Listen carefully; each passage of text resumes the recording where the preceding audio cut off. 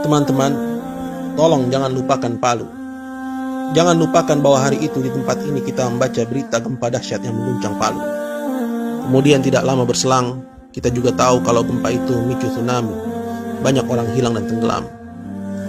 Lalu tiba-tiba kita dikagetkan dengan sebuah video amatir yang merekam sebuah hamparan tanah yang bergerak, pohon-pohon di atasnya berjalan. Ada sebuah rumah besar yang berjalan dan diikuti tiang BTS yang berpindah tempat.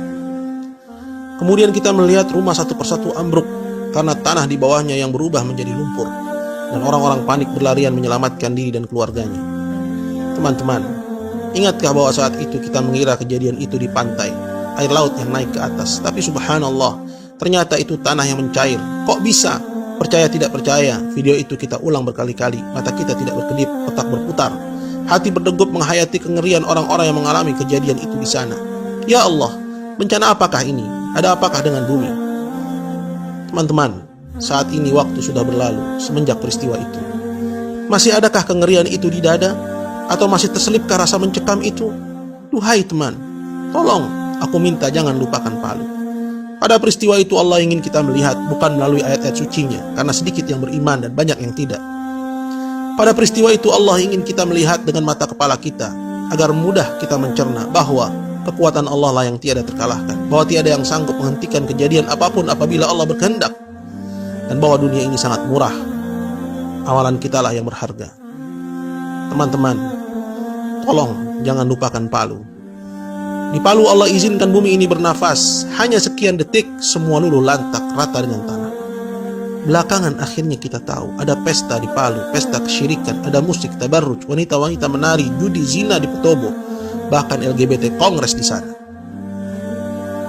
Teman-teman, kalau ada dari kita di sini yang masih melakukan kesyirikan, menyembah kuburan, memberikan sajian kepada laut, gunung, air terjun, mau bangun gedung, rumah, jembatan, menanam kepala kerbau, minta kesembuhan, motong ayam hitam kemudian bangkainya dibuang ke air terjun atau tempat tertentu, melakukan pesugihan, maka tinggalkanlah, karena kesyirikan sebab utama bencana.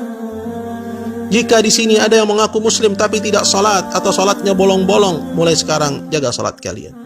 Jika di sini ada yang gemar berzina, zina mata, tangan atau kemaluan, selingkuh atau berpacaran, maka sudah waktunya sekarang kita tinggalkan itu semua. Atau jika di sini masih ada yang suka dugem ke diskotik, bercampur baur laki-laki perempuan tanpa ikatan, tanpa batasan, minum minuman keras, narkoba, sekaranglah saatnya kita bangkit selagi masih diberi kesempatan. Jangan tunggu besok atau nanti, karena tidak seorang pun dari kita tahu apa yang akan terjadi sesaat lagi.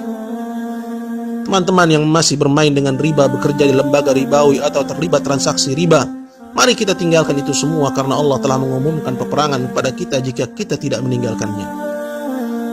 Teman-teman muslimah yang masih menanggalkan hijabnya, enggan berjilbab, gemar bersolek, menampakkan auratnya, mengenakan pakaian ketat atau tipis, tidak adakah rasa iri di hatimu kepada saudari Winda yang jasadnya ditemukan masih lengkap dengan hijabnya?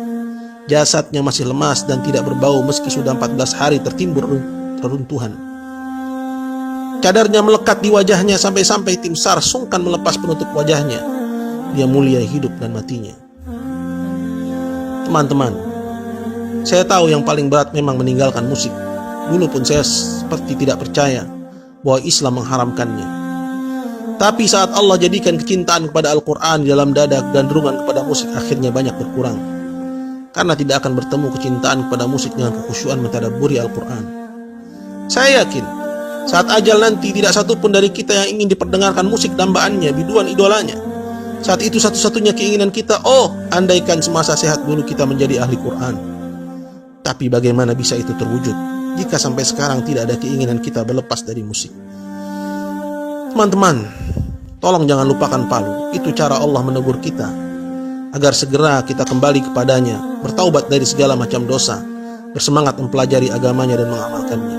Ya Allah, kami tidak tahu harus sedahsyat apalagi teguranmu kepada kami jika gempa mengerikan di Palu kemarin belum juga menggugah hati ini, menggerakkan diri ini untuk memohon ampunanmu.